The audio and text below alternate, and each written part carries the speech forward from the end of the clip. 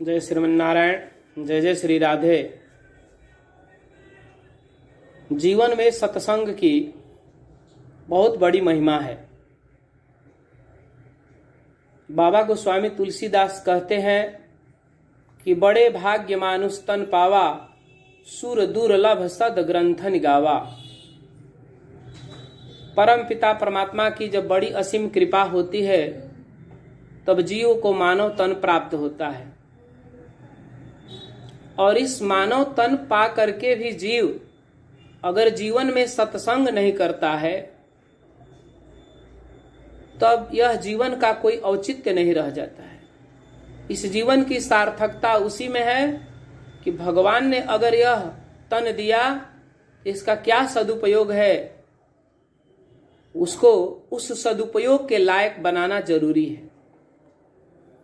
सत्संग की महिमा का उल्लेख करते हुए एक दृष्टांत आता है कि एक बार देवर्षि नारद जी भगवान विष्णु के पास पहुंचते हैं और पहुंच करके भगवान विष्णु से निवेदन करते हैं कि हे प्रभु, सत्संग की महिमा के बारे में कुछ कहिए। भगवान विष्णु थोड़ी देर रुक करके बोलते हैं कि हे नारद जी, सत्संग की महिमा के बारे में कुछ कहने के लिए मेरे पास शब्द नहीं है कि मैं किन शब्दों में सत्संग की महिमा का व्याख्यान करूं। लेकिन चलिए, फिर भी आपने पूछा तो मैं आपको बतलाता हूं। आप यहां से कुछ दूर जंगल में चले जाइए, वहां एक इमली का पेड़ है, उसमें एक रंग बदलने वाला गिरगिट रहता है। वह आपको सत्संग की महिमा के बारे में बतला देगा। जोग बल से नारद जी तुरंत उस जंगल में उस इमली वृक्ष के पास पहुंचते जहां वह गिरगिट रहता है। नारद जी ने उस गिरगिट से निवेदन किया कि हे गिरगिट, सत्संग की महिमा क्या है।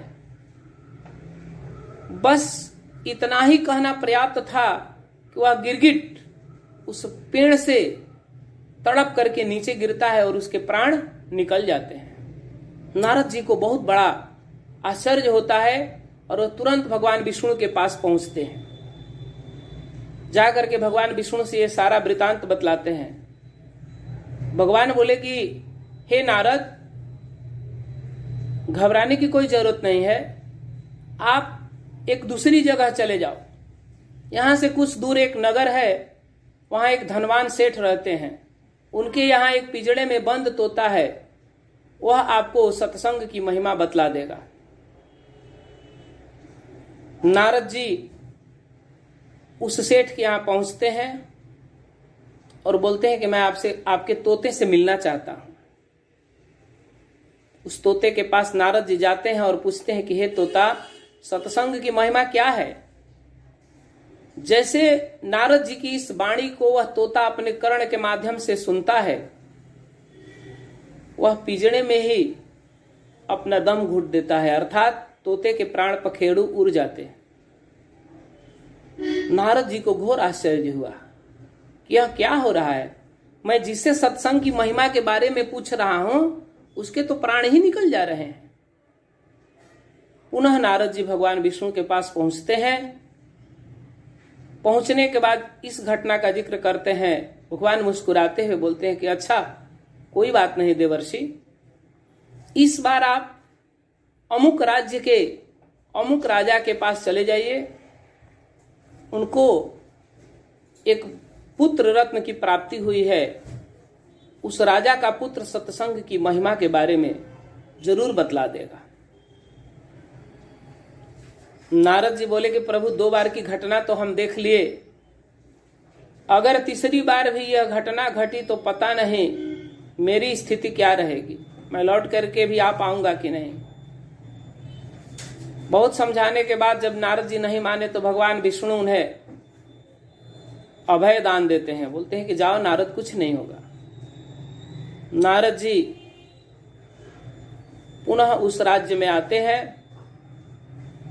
राजा ने देखा कि देवर्षि नारद का आगमन हुआ है, पाद्य अर्घ्य आचमनी से स्वागत करते हैं, आसन पर बैठाते हैं और बोलते हैं प्रणाम करके कि हे देवर्षि, आपका आगमन किस हेतु हुआ है। नारद जी बोले कि मैं आपके बच्चे से मिलना चाहता हूं। बोले कि चलिए, बहुत अच्छी बात है।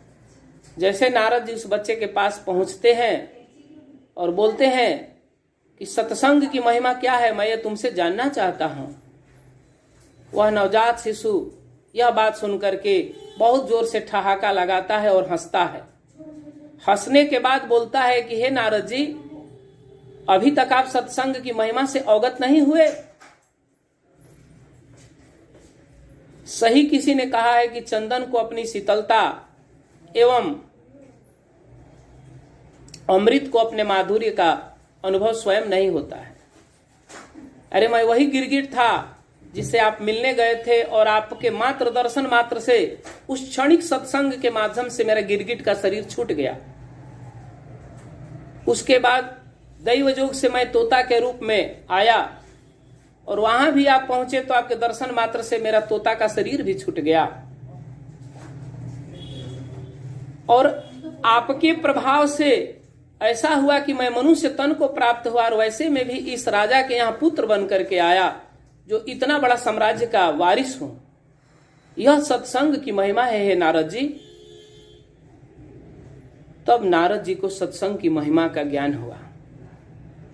कहने का अर्थ यह है मित्रों कि जीवन में चाहे जितनी भी व्यस्तता हो, चाहे जितनी भी भाग दौड़ हो, कुछ समय जरूर निकालिए जिनमें भगवान का कीर्तन, गुणानुवाद, भगवान के रूप, लीला, धाम का चिंतन किया जाए।